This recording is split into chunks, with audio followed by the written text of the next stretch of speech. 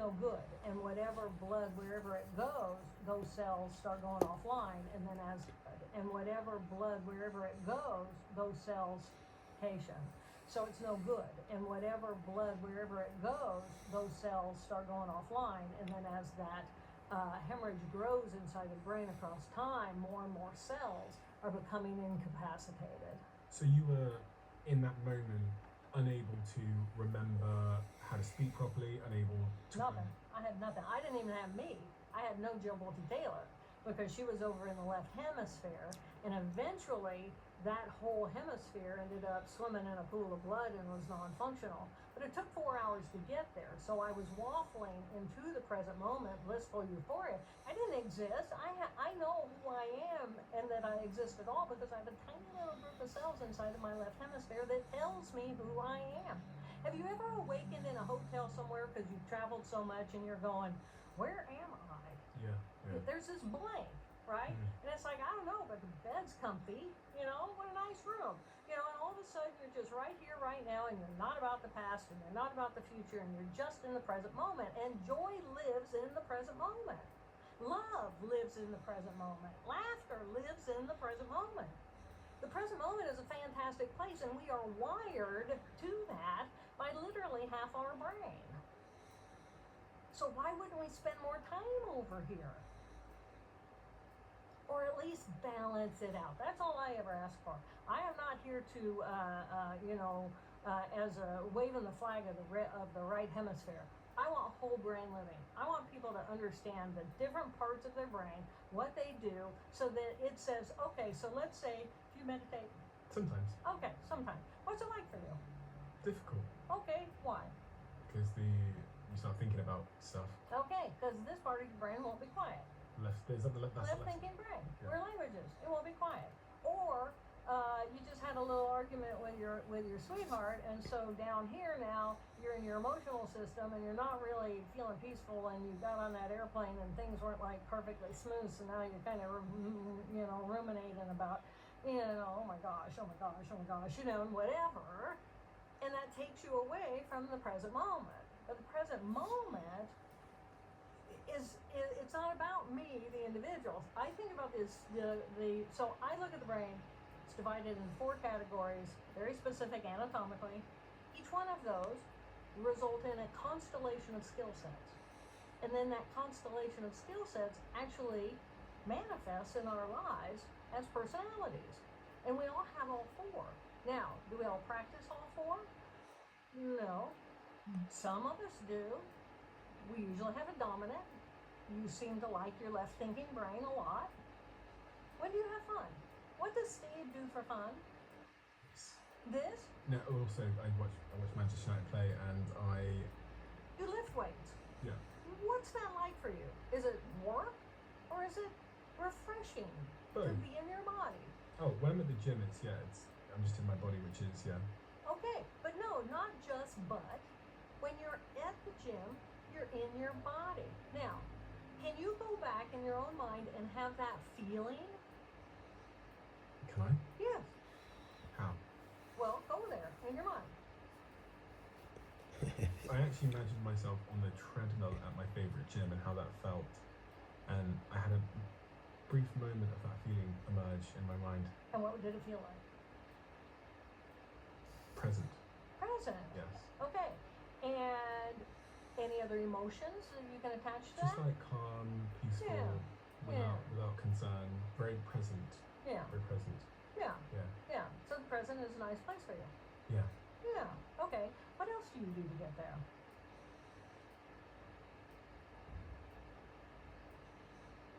Massages. Massages. You receive massages. Yeah. Okay. Okay. And what happens to your brain? Do you analyze what's coming and just work your butt off, or do you allow yourself to actually drift and shift into the present moment of, oh my gosh, I'm so glad I'm here? I allow myself to drift. Good. Where do you go? I don't know, it's like a fuzzy Yes. middle ground place. Yes. No boundaries. Kind of limbo. This portion of the brain up here is going to be the part that says who you are as an individual. It's your ego center. This hemisphere, the left hemisphere, has the picture of nature with you in the middle. because you exist in your left hemisphere.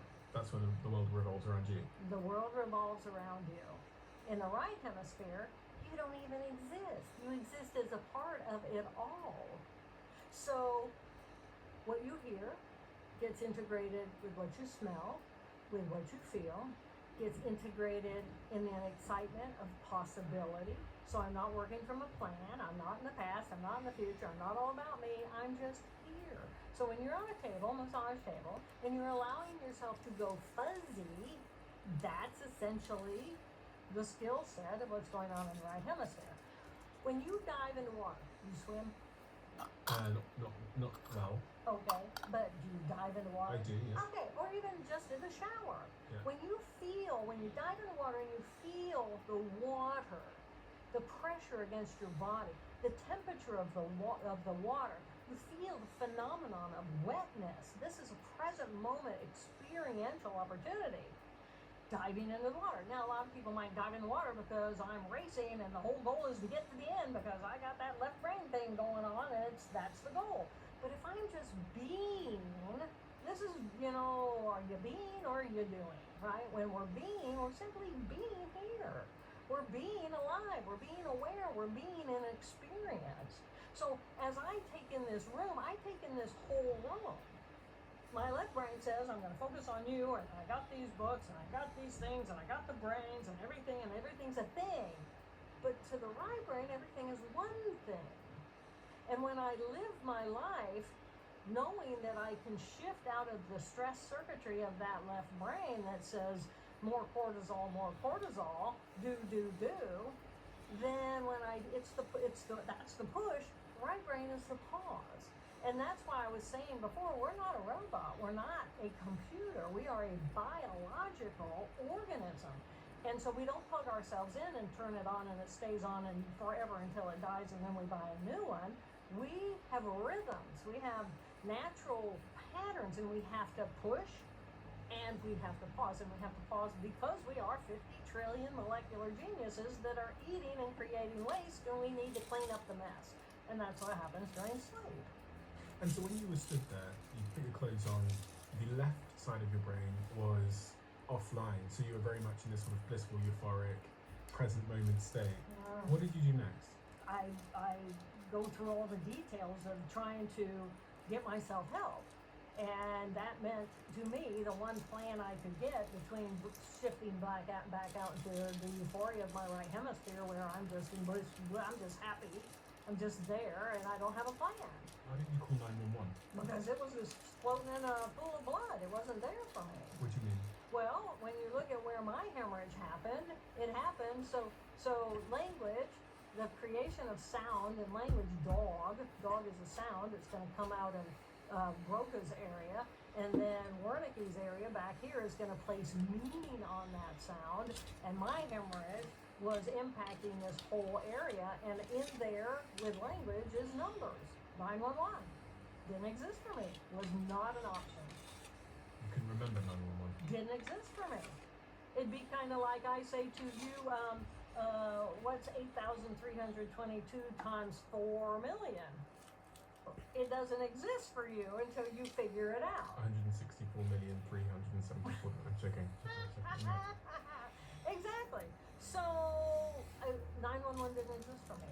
So I had to, when I would come back into the left hemisphere consciousness, then I got to my phone and I have a phone pad here, and I spent 45 minutes waffling in and out, right hemisphere, left hemisphere, and finally I found my business card that had my phone number at work, and I had to set the phone pad up against right next to the business card and match the shapes, the squiggles, in order to figure out how to call my office because I had no idea what numbers were.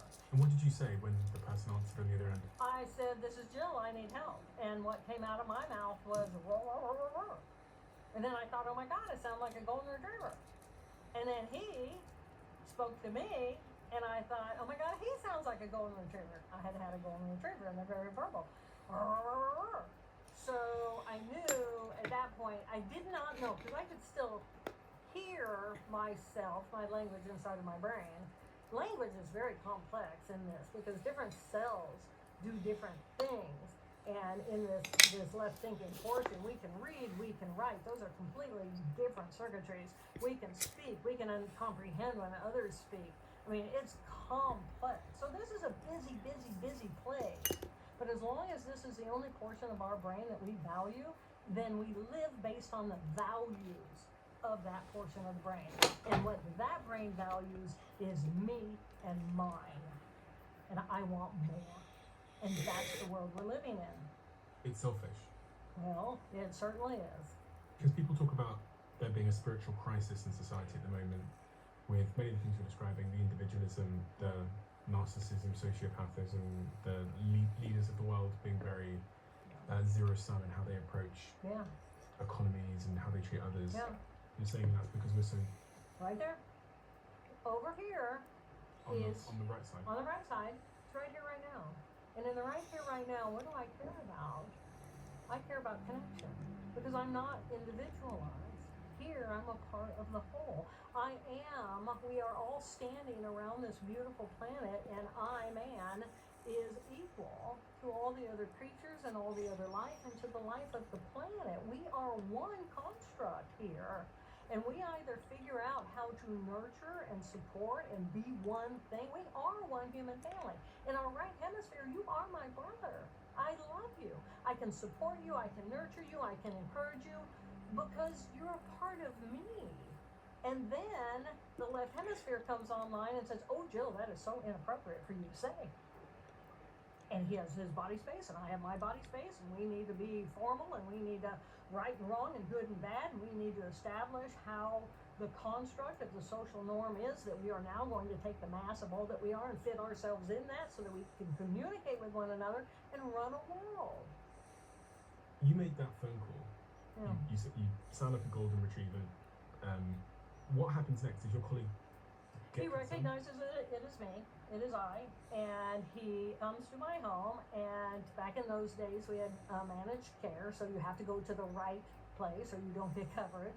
So he took me there, and then they took a picture of my brain, and then they put me in an ambulance and sent me to Mass General Hospital. And I'm still curled up in a little fetal ball going, hold on.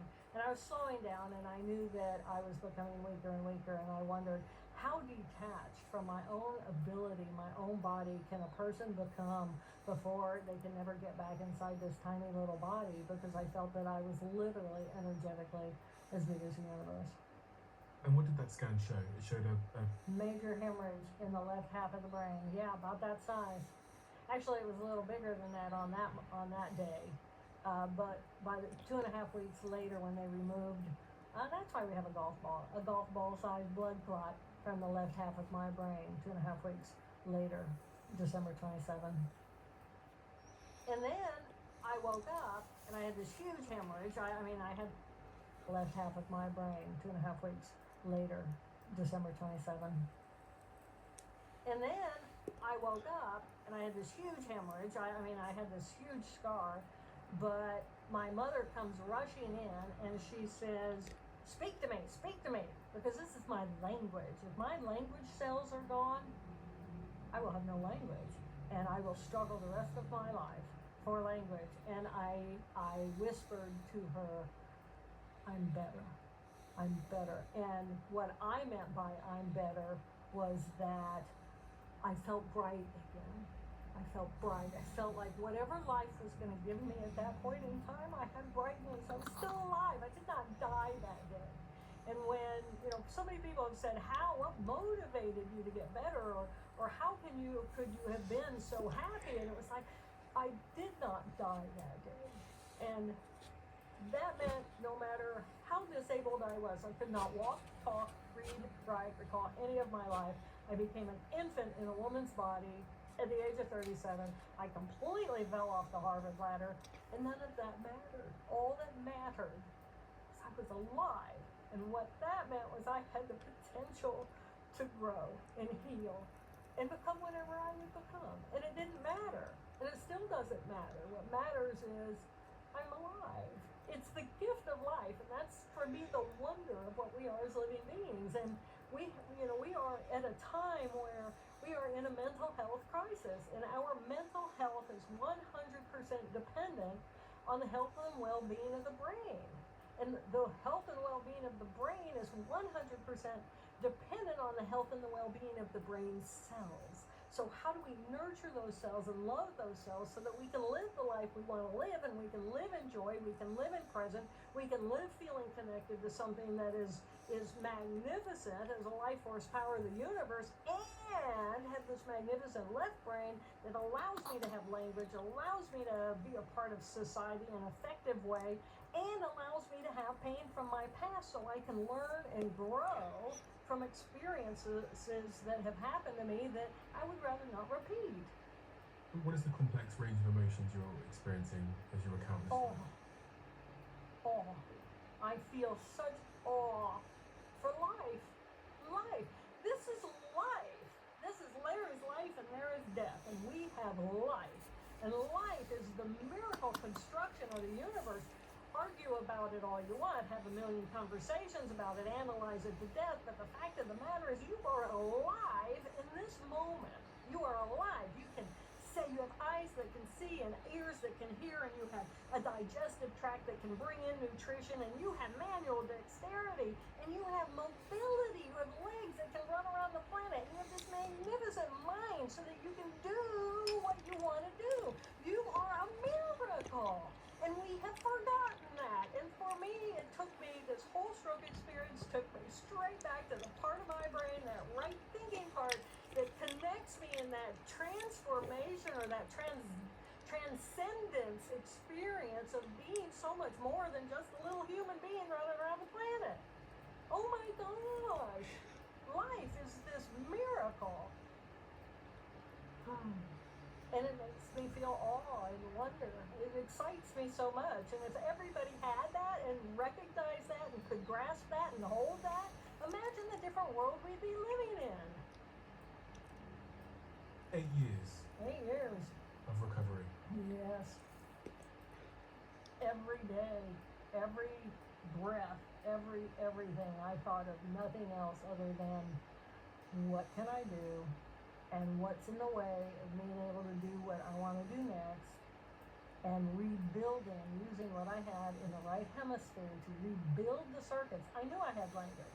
I knew I could speak. I knew I had vocabulary. I knew I had ideas. I knew somewhere in there I had numbers. It took 4 years for me to even understand what's a 1. I mean, wow. Wow. I did not die that day. I did not die that day. And so I have all the possibility of what will be. And it was wide open. I wasn't going to be a neuroscientist again because that left hemisphere, I never held myself to returning to whom I had been before the stroke. That girl died that day as far as I was concerned. But the phenomenon was that as I'm a gross anatomist, so I taught cadaver lab.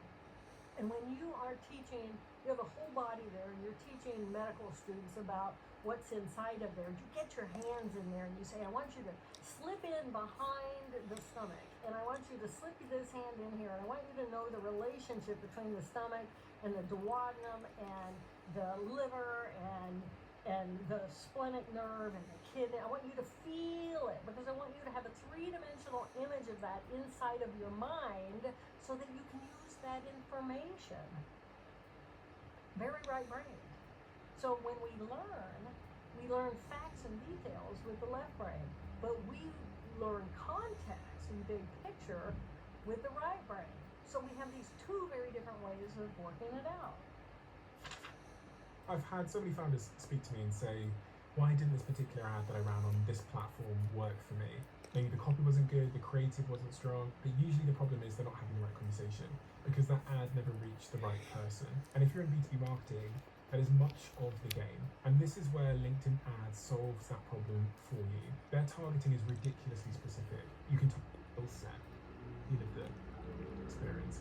If you want to give the terms and conditions apply, LinkedIn ads campaign, you'll get an extra $250 credit from me for the next one. That's linkedin.com/diary. Terms and conditions apply. So you said there's 4 personalities in everybody's brain. What are those 4 personalities? As we're looking the brain, just from an anatomical perspective. The way evolution happens for the mammalian brain is that there are creatures who have a spinal cord, and they have, and there are creatures like that, like worms, and then a little brain, a little medulla will form at the top of that tissue, and then now that brain controls and streamlines information processing for the rest of the system. And then we add a pons. What's that? It's just the structure of cells. So this is the medulla. Yeah. We would have spinal cord there, and this is the pons. Oh, Call it's that the pons. It's a group of small cells. brain. Yeah, it's a smaller brain. And in relationship to that pons is this cerebellum. And the cerebellum has this gorgeous cell in it called the Purkinje cell, and they're like a hand. They're like, two-dimensional, and they all line up like this. And then fibers run through those, and it's part of the mechanism of timing so that you have fluidity of movement because of the way those cells are aligned. So not all cells are created equal, and not all cells look alike. Cells have the right shape for the right job. So as then we grow, and now we have the mammalian brain, we're going to have the hippocampus, you've heard of that, for learning and memory, the amygdala, you've heard that for am I safe? Am I safe? Are you safe? Oh, The amygdala, okay. yeah, there's a group of cells right there that is scanning constantly, am I safe? Am I Okay. safe? Am I safe? And you're fine until you're not safe. Okay, so like threat detection. Yes, that's exactly what it is. Hostia, You eso, have two emotional systems, Dame una rosa. one in your left Métete mi hemisphere perfil. and one in your ¡Un right hemisphere. beso! ¡Gracias, te In the right amo! hemisphere is going to be right here, right now. Am I safe in the right here, right now? So let's say all of a sudden a snake went by, and we would jump, we would startle. One in your left hemisphere and one in your right hemisphere. In the right hemisphere is going to be right here, right now. Am I safe in the right here, right now? So let's say all of a sudden a snake went by, and we would jump, we would startle, because it's your right amygdala saying, oh my gosh, am I safe? And then the left hemisphere is going, oh my gosh, it's a snake, no, I'm not safe. Push it away. And when we're calm, that's when the hippocampi, because we have two amygdala, one in each hemisphere, two hippocampi, one in each hemisphere, and when the amygdala are calm and you feel safe, now you can learn and focus with the anterior, with the cingulate gyrus, and learn new things. So these groups of cells. Now, if you wipe out an amygdala, you're not going to feel any fear. You wipe out a language center, you're not going to have any language. You wipe out motor skills to your index finger, and you're paralyzed. So every ability you have is because we have these brain cells that perform that function. So for the four parts of us, so we have an emotional system in each hemisphere. The emotional system of the right hemisphere, this is a right here, right now machine. Right here, right now. That's all it has. Doesn't have the past, doesn't have the future, doesn't know who you are. Doesn't it have anxiety, depression? Well, it has anxiety, but most of that is going to be based in the left hemisphere. Because this machine, the left hemisphere, has linearity across time.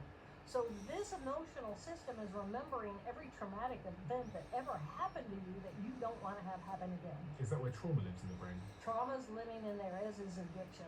Addiction, there's a group of cells in here called the insular cortex, and that's where craving is, and that's part of the limbic system of the left hemisphere. And if you wipe out craving, you still have an addiction. So this is, let me just keep going. So we have these two emotional systems, and then we have these two thinking systems. And the thinking system is what distinguishes us as humans from all other mammals. Okay, so our mammals, our dogs love us, there ain't any question about that. Our dogs can punish us when we're not very, we don't show up and we've sent them to doggy care if they're not happy about that. So mammals have other forms, but we have this higher executive functioning. And in the right hemisphere, it's right here, right now. And in the left hemisphere, it's all about me. Because in there, in that thinking, is my ego center, in that prefrontal region. I, me, I exist. Get back here, orientation association area. I begin and I end here. This is the package of me, the individual. I have a language. I can create language. I can understand language. I can read. I can write. I have mathematics in there. And this motor system controls the opposite side of my body. So that's a personality. So to summarize, what are the four types? Okay, so when I look at a brain, and this is totally randomly named, And I did that because I had to communicate about it somewhere. So I call left thinking character 1. And I actually give that part of my brain a name. I call her Helen. Hell on wheels, she gets it done. You're talking to Helen right now. She's giving you facts and details. She is all about what is right and wrong and good and bad. How do I fit myself into a society? How do I use my words in order to communicate? So this is the part of us that goes to work. It's our A-type personality. Character 1, left thinking. And that's on this side here. Yeah, well, it's this outer layer of cells is called the cerebral cortex. And the cerebral cortex is actually in human made up of mostly 6 layers of cells. It's very complex. In some areas, especially where you have sensory systems, it's just going to be 4 layers. But this is a complex portion of the organ that separates us from other animals. What about character 2? So character 2 is going to be the left emotion. Now, the difference between the things you can say predictably about the left hemisphere is that it has linearity across time and it organ that separates us from other animals. What about character 2? So character 2 is going to be the left emotion. Now, the difference between the things you can say predictably about the left hemisphere is that it has linearity across time and it has me, the individual. And my emotional system then has my past pain, and it wants, and it's kind of always looking for a reason to knee-jerk react and have emotional reactivity. So many people are trying to fix or heal or get rid of their emotional reactivity when this is a portion of our brain which is running constantly in the background to protect us in the present moment when new information comes in. So we want to work with that, and we want to appreciate it, and we want to love on it, and we want to be kind to it because it's generally not very happy because it is storing all of our pain from the past. What do you call that? Character 2. I call mine Abby.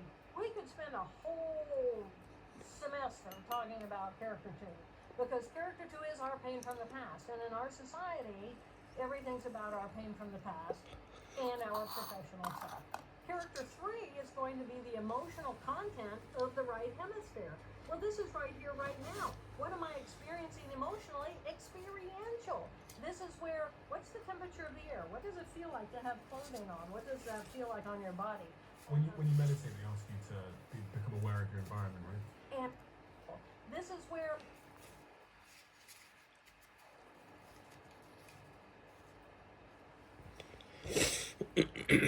what's the temperature of the air? What does it feel like to have clothing on? What does that feel like on your body? When you meditate, they ask you to become aware of your environment, right? And focus on your breath. Exactly. Because they want you to expand yourself, one, out of the thinking consciousness and right, wrong, and good and bad structure, the box that we think in of the left thinking, and they want you to stop, thinking about your girlfriend and boy, we didn't really end it very well, or boy, I had a great morning this morning. Okay, so this is playful. So character 3, it's young. We have 2 little people inside of ourselves, and that's the emotional. They're immature. We are feeling creatures. As biological creatures, we are feeling creatures who think. So a lot of character 3s, actually, we have character 3 moments that land us in jail. Because it's not thinking about consequences of behavior. It's just thinking, oh yeah, the neighbor's pool. It's 3 o'clock in the morning. They won't notice. Let's go jump in their pool. And then the next thing we know, we've been arrested. So then character 4 is the thinking portion of our brain. This is our wisdom. We go and we have experiences and we learn because neuroplasticity is real. And we have to have neuroplasticity. And this is all about the cells. Neurons in real time reaching out, making new connections constantly, but their cell bodies are in position. But in order for me to make an association between you and something else, then I actually grow to you and I grow to the something else, and then I learn about that. So our capacity to learn is what there is, the underlying feature is neuroplasticity. I would not be sitting here talking to you today if neuroplasticity didn't turn on fire when I needed it for 8 years. And it took 8 years for me to use what I had in this brain to rebuild the skill sets of this brain, but the thinking portion had in this brain to rebuild the skill sets of this brain, but the thinking portion, the character 4 portion of our brain, is the wisdom that we gain from the knowledge that we have had, and we have associated it, and we can relate to it. And this part, all it cares about is that emotion that I felt that morning, which was all that I'm allowed alive at all. And when we can connect to that, people, it's $1 billion industry of meditation to quiet what's going on in the left hemisphere so that we can open up the possibility to what's going on in the right hemisphere. And it's our peace. We are wired at the core of our being, of our right thinking tissue, to feel peace. And we do not exist in a world that is peaceful. So if we are functioning on an extreme left brain, left thinking, and we are emotionally volatile when people insult us, and we're all about the me, and we have forgotten about the we, look at the world we currently live in. And right now, we are so skewed to me, the individual, and I want more, and I'm against you because you're not a part of my tribe. We balance that by knowing that I'm alive. It is this incredibly precious gift. The odds that I had to beat just to be here. Have you ever stopped to think about the odds you had to beat just to be here? Think about this. Now, first of all, think about this. The little egg cell that would evolve into you eventually, it took form. It's about the size of it's an egg cell, it's tiny. But it took form during your mother's 5th week of gestation. So your mother, your grandmother's pregnant, right? And that little egg cell that would be your mother has now made it into the womb. And during the 5th week of being there, the little egg cell that would grow into you took form. It differentiated into the ovum. And so you, the little egg cell, witnessed the next 8 months of your mother's gestation, your mother's birth, your mother's screaming, your mother's toddler years, your mother's learning to sing and laugh and play and learn geography and mathematics, all the way through her puberty. And then, so she's born with some 400,000 egg cells in her 2 ovaries. And out of those 400,000 egg cells, approximately 500 of those egg cells are going to be the next follicular eruption, month by month by month, with her period. And your little egg cell, imagine you're hanging out in your little ovarian follicle, and it's your turn, and you're getting all prepped by the hormones of the body, and you're going, oh my God, it's my ride, right? And you're this little egg cell, and then the hormones swoop by your little egg cell, and it beams you out, and the fimbriae, the fallopian tubes, gather you up, and you begin your promenade, your fallopian promenade on the road to your mother's sacred womb. And in that moment, your father was there for you, and you were one of the lucky ones. And you beat the odds of all those egg cells. You beat the odds. And how can that not be something that we celebrate the wonder of? The odds you had to beat just to be here. And then for the next 9 months, that little egg cell is going to multiply its DNA, repackage that DNA. 1 cell becomes 2, becomes 4, becomes 8, becomes 16, becomes 50 trillion cells over the course of 9 months. And you're multiplying egg cells at a rate of 250,000 new cells per second. Per second, not per minute, per second. You're this explosion, and literally the energy of the universe is what is fueling all of this from happening. You are nothing other than mass and energy working together. And then there's you.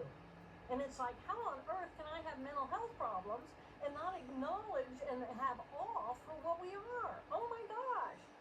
And that was the gift that stroke gave to my life. And you can see I get a little excited about it. A little, yeah. We are so beautiful. We are so beautiful. We are perfect and whole and beautiful just the way we are. And it's like, if we would become balanced as a society, I truly believe with every essence of my being, that our number 1 job is to love one another. When we love one another, and we support one another, and we encourage one another, we all grow, and we will benefit as humanity. And when that happens, we will really recognize we have fragile resources on this planet, and we need to nurture the planet as a part of us, because we have a symbiotic relationship with this planet. Chokes me up. Why? Because it's, lots of conversations about, are we going to make it? Or are we not going to make it? What is the future of humanity? Where do we go? What happens? We live in a fret every day of our existence being completely blown apart. Okay. What are these? I would like for you to put those on. Now, okay, and I just want you to sit in that for just 30 seconds, 20 seconds. Actually, pretty good look on you there. Yes, exactly. Okay, now I would like for you to pull your, exactly. Seconds, actually, pretty good look on you there. Yes, seconds, 20 seconds. Actually, pretty good look on you there. Yes, exactly. Okay, now pretty good look on you there. Yes, exactly. It's 20 seconds. Actually, pretty good look on you there. Yes, exactly. Okay, now I would like for you to pull your right one. Do you see how it's got a little edge? Yeah. Yeah, flip it up. It'll flip up. Yeah, and flip it all the way up. Now, what you're doing right now is you are bringing light in from the lateral portion of your visual field. What does that mean? Of that eye. So close one eye and leave one eye open. Okay, that's a ball. Okay, down the middle is an artificial line. Yeah. To outside, the outside portion, that is called.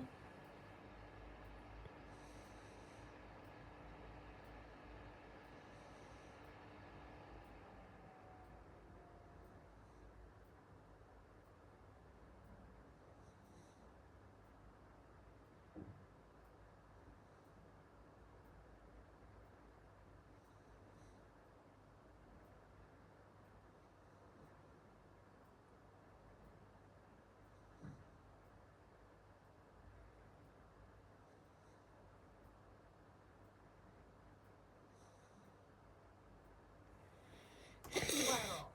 And the inside side is called medial. Okay. And so the lateral light is now coming in, and that hits the medial side of your retina. Okay. And the retina is the back of the eyeball. Okay, so the light's coming in from the outside of my eye, and it's Yes. hitting the inside of my eye. It's hitting it's coming out from the outside of your visual field. It's hitting the medial internal side of your retina, and then those fibers are boom crossing over to the opposite hemisphere. Okay, I'll put a So you're diagram on the screen for anyone. Yeah. Yeah. Yeah. So right now you are purposely stimulating your left hemisphere. So I thought you just, how do you feel inside of your body? Just describe a few things to me. How do you feel?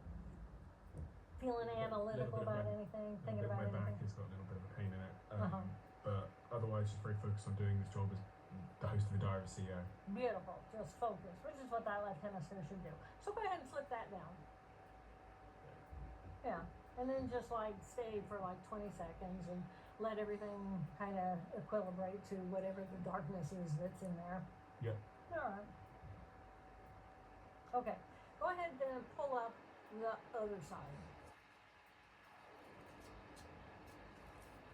It's a good look. It's like a flag right there. Mm-hmm. Yeah. Okay. How do you feel? Weirdly, I felt more relaxed. Now? Or before? No, now I feel more relaxed. Your whole body just went calm. Yeah. What else? Tell me something more. Any aches or pains in your body? I just feel way more relaxed. I feel Yeah. like I'm laying on a sun lounger. Yeah. That's what the right brain feels like. So you're bringing left information in from the light of the lateral side of your visual field. It's hitting the medial portion of your retina and crossing into the right hemisphere. So what you're doing right now is you're sending light energy, photons, into the right hemisphere, and it is pushing through. And now this is an easy way for people to control and choose how they want to be between their two hemispheres and really get to know, oh, How do I know this isn't just a placebo? Like, how do I? Because I do feel way more relaxed. Like, Yeah. I can't be bothered to carry on this. well, if you look at the anatomy,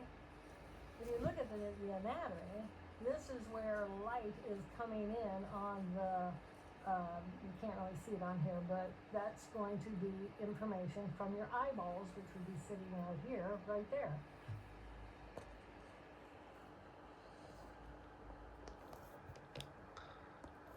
سبحان الله العظيم هو الشيء شحال من عام دابا وانا عندي اللايت مدجع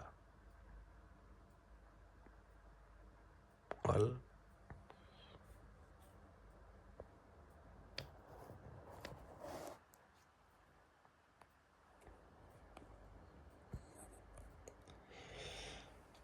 سبحان الله العظيم. This is fibers. You're wired for this. This is how you are wired. That's why everything about you, this isn't about a placebo having a behavioral impact. This is about the anatomy of the brain. Have they tested this in trials to see? Oh, absolutely. In fact, they just did a brand new one at Harvard and showed it on fMRI. Yeah. And Have they done like a double-blind control trial where they Yeah. put these glasses on and then ask people how they feel? well, even more than that, they're manipulating the light source in different kinds of ways. I'm not involved with that work, but I know that Marty Teicher at Harvard as well as Frederick Schiffer. Now, Frederick Schiffer is a psychiatrist who has been doing psychiatry at Harvard Medical School for his whole career. And he would use these types of glasses with his psychiatric patients and would show the patient that there is a part of them that is less well and one side that is more ill. And so he would use the relationship between these two different characters, these two different personalities, to find more peace and healing. I feel it's weird. I just lifted up the right side again and put the left side down, and I immediately felt, well, not immediately, but it took a good little while, took 20 seconds. I felt focused again. Is that just placebo? Am I making it? No, that's what you're wired. That's why you can feel focused, because of the cells that you are now stimulating. In the other hemisphere, it's not about focus. It doesn't care about focus. It cares about the big picture and your relationship to the big picture. So it's not like the brain is just this soup of cells. These cells are very specifically organized. Every ability you have is because you have brain cells that perform that function. And all you're doing right now is preferentially stimulating certain cells. It's kind of like, okay, I'm gonna open my eyes and I'm gonna experience vision. Well, that's not a placebo. If I want to be able to actively switch between these different parts, these four personalities in my brain, so I can be most effective in a given situation, Yeah. is there a practice where, Yes. where I can control my brain in that way? Absolutely. In your life, this is a practice. You don't just learn it and then go do it. This is a practice. You got to say to yourself, first step number one, recognize in this moment, am I using my left thinking judgment, listening to this conversation, and what is my judgment? Is my judgment, yes, this makes sense, this is interesting, I want more? Or is this, oh, this is just crap, I just can't go there, I got to turn it off? Or, okay, I'll give you an example. Once you know who your four characters are, once you have really thought about them, studied about them, paid attention to when they come out in you, what they feel like inside of your body, I can jump between all four in an instant because I know them so well. But is there a practice? You have to say, So this is what I do. Well, once you know the four of them, and the only way to know them is to practice with them. Get to know them. When do you get really unhappy? Who unhappies you? When do you want to growl at people? Don't name a name, but see, you went straight into that character 2 part of you. That's the only part of you that holds grudges. Your right thinking doesn't care about that. It doesn't even know about that because that's in the past. So here's the key. Step number 1, observe yourself. When am I being a character 1? When am I at work? When am I speaking and organizing a to-do list? And when do I like to be the boss? And when do I like to control people, places, things, and time? And all of that. When am I doing that? Well, you know that part of yourself very well. He's probably called Stephen. The part of you that is not very happy, your parents probably know this part of you. Your girlfriend definitely knows this part of you, right? Yes. Okay. When are you playful? What does it feel like? It feels completely different than when you're at work or when you're not happy. When are you at play? And if you're not at play much, then you might want to give yourself a little bit more play. So I was working with a group of physicians because these physicians are very busy people. And right now, the physician is a very high level of suicide. So I care passionately about this population because they're not finding any peace. Because society expects them to be left thinking all the time. They're supposed to be the authority, and they can't have any mental health issues because they're the ones we go to for mental health issues. So all they can do, they don't have time. They are busy, and they're not very happy about it. And our system is a mess. So they're having to deal with that. So I was working with a group, and I said, okay, I want you to take a pair of chalk outside of the ER room, and I want you to draw a hopscotch. And what happened was all these doctors in and out, and these medical professionals were hopscotching in and hopscotching out. And that helped them bring their glee back just for a moment, just for an instant. So this is the glee, and it's exciting, and it's fun, and it's like, figure out what brings you joy and do that. And know that, and this is why professionals were hopscotching in and hopscotching out. And that helped them bring their glee back just for a moment, just for an instant.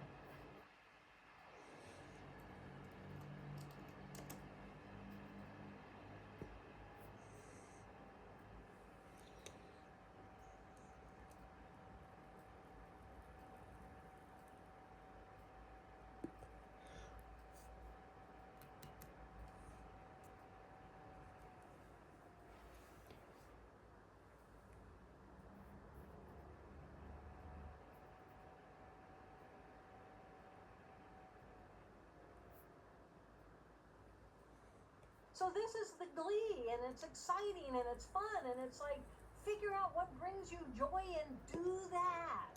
And know that, and this is why it really helps to know this, because if you're gonna say, okay, I'm gonna go play basketball. I come from Indiana, everybody plays basketball. I'm gonna go play basketball, and I'm gonna go do it for 20 minutes. And my character one is over here saying, we don't have time for you to go shoot some hoops, girl. We got business to take care of. We're on a deadline. And little character 3 comes in and says, I will refresh you. I will be your pause. I will refuel your spirit. I take the stress away from that subject. I release, I have all kinds of endorphins and excitement stuff going on. And then I go back and I do such a more creative and open job because I made space instead of just the drive, do, linear. The beauty of being a human is you have all 4 parts of this brain. This is our design. But we are functioning with only one online as conscious. Imagine if you could say, in this instant, I want to feel as though whatever your spiritual beliefs or your beliefs about a higher power, whatever, just call it the universe, because we know there's a bunch of rocks spinning around in space and we're on one of them, hanging on for life, just being human, right? So that's all happening. So, oh my gosh, I can say thank you to all those rocks for being in the positions they're in so that we're still here. And I can feel this deep sense of gratitude. And as soon as I feel that gratitude and that awe, oh my God, I existed all and it could be over like that, and then it's over. But right now it's a party. Life can be play. Did I ever tell you about the data breach that we had at my previous company? Yeah, I remember hearing about that. Which was a total nightmare, so I'm glad that we now use 1Password. What actually is it, Steve? It's called 1Password. Don't act on it, but if you simply observe it, it will loop right through.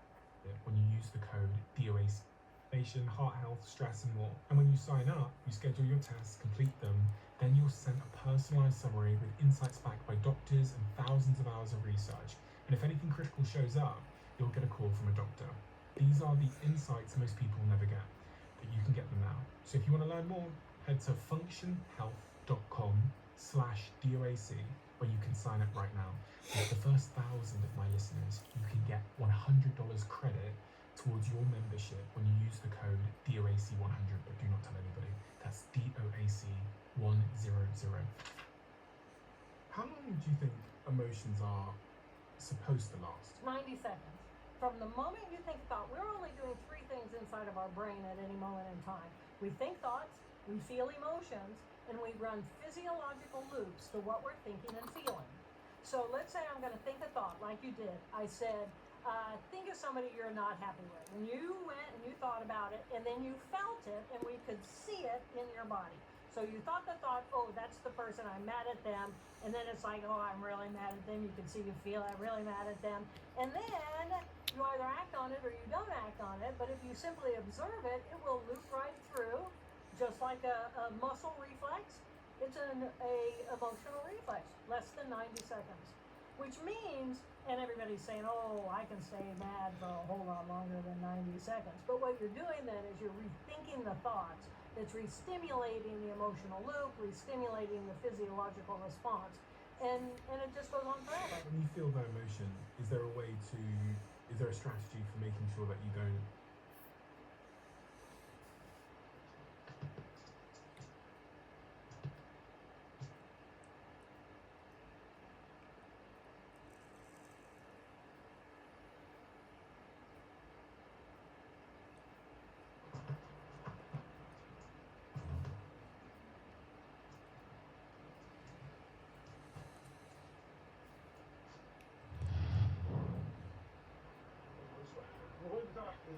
ليه يعني؟ هيكون راح فين يعني؟ افتكر كده كان معاك آخر مرة امتى؟ اخر مره كان معايا قبل ما ادخل البنك رن كده عليه الموبايل لا يكون وقع مني وانا بنزل بالعربيه ما انت ماشي مش مركز. مش وقته. الو لو سمحت التليفون جول. هو حضرتك لقيته فين؟ وريني. لا يا فندم انا ما لقيتوش، انا سرقته. نعم يا اخويا. يعني اسال. زي ما بقول لحضرتك كده. وينفع انا وحضرتك نتعرف؟ تعرف ايه وزفت ايه انا؟ انت عبيط؟ لا ارجوك بلاش غلط. ولاني مقدم انت عارف. بقول لك ايه يالا، الجهاز اصلا فيه GPS، فبدل الاقسام والبهدله ويطلع عينك هات الجهاز وانا هبقى اشوفك.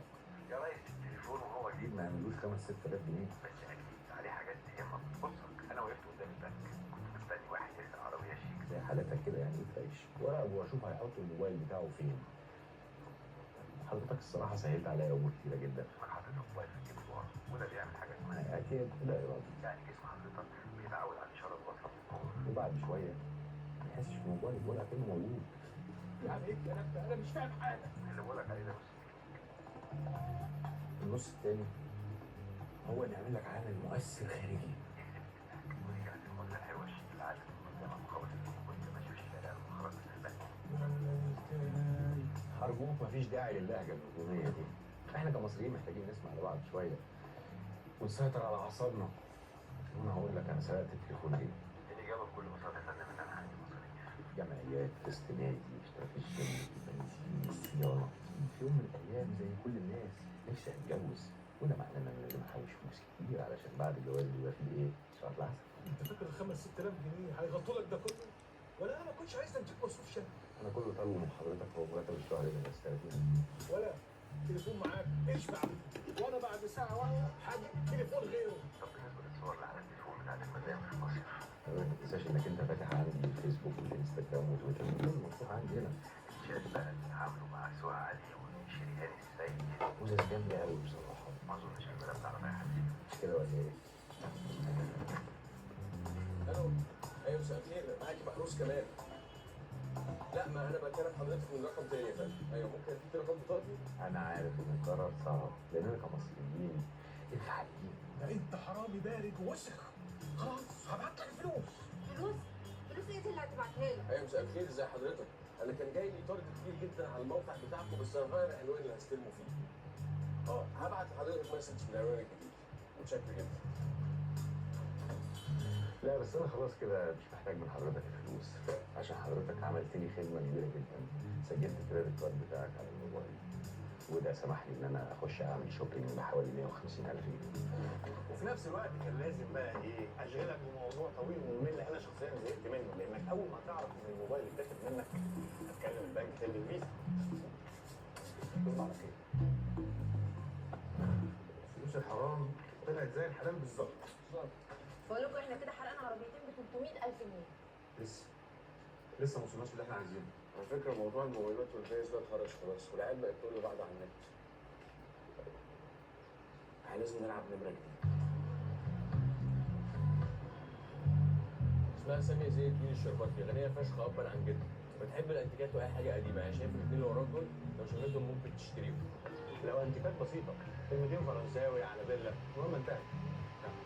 لان الولايه دي مفيش محل انتيكات فيه كمصري لما بتخليه. بس في الاول بتتكلم دكتور اثار كده اسمه السرياوسي. اه احنا مشكلتنا في الجدع اللي اسمه السريوس يعني. انا جبت لك تليفونه. انا هعمل ايه برقمه؟ بقول لك جبت لك تليفونه. يا ابن اللعيبه.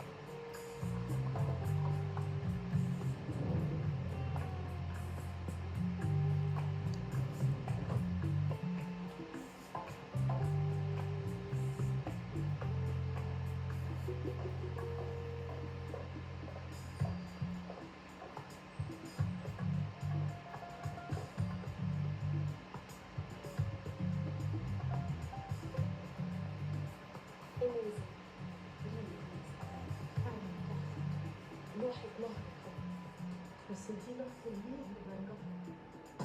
اصل انا كنت بتفرج على الفيلم امبارح، بحب الفيلم ده جدا.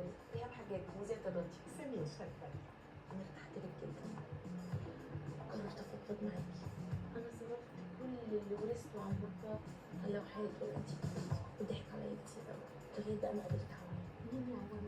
عوام ده فنان شاب موهوب جدا جاي من ايطاليا، وإمانا منه بان الفن ده ملك كل الناس قرر يبيع كل لوحات بنص الثمن، اوريجينال كلها. ده معاه نص لوحات بيكاسو ورافائيل ودوناتيلو كلهم.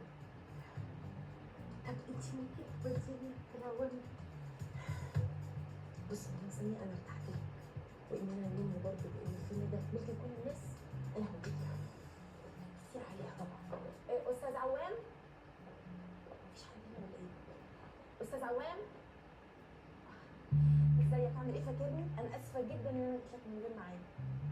الفنانين ما لهمش مواعيد. ميرسي جدا. مدام سامية. شفت ايه مدام؟ مدام سامية كانت عايزة قريشة رفاهية. اوه بس دي مش للبيع. جو ميكسكيوز مسيو عوام، كل حاجة في الدنيا للبيع. أنا مستعدة حالا أكتب لك شيك ب 2 مليون جنيه لو عايز تصرفه دلوقتي ممكن. ايه ده 2 مليون؟ لا طبعا. أمال عايز كام؟ انا عايز 300,000 جنيه. وطبعا المليون و700 اللي حضرتك عرضتيهم ممكن براعي بيهم لجمعيه خيريه ترعى الحيوانات الاليفه. ده شيء يسعدني جدا. اميزنج، ريلي اميزنج. بس طبعا لازم أكلم حد يجي يشوف الحاجة. ماشي اكيد ده حق حضرتك. جو ميكسكيوز.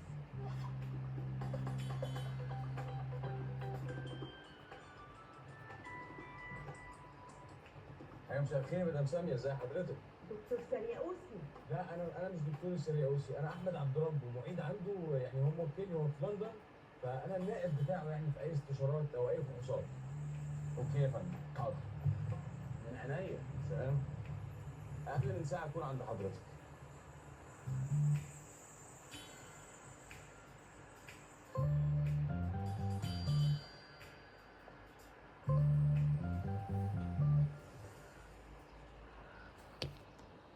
دلوقتي احنا فلوسنا كلها كملت واللعبه كلنا هتبدا. حاول محتاج 3 حركات علشان الناس تسقف وما تكشفوش. الحركه الاولى تشتيت الانتباه.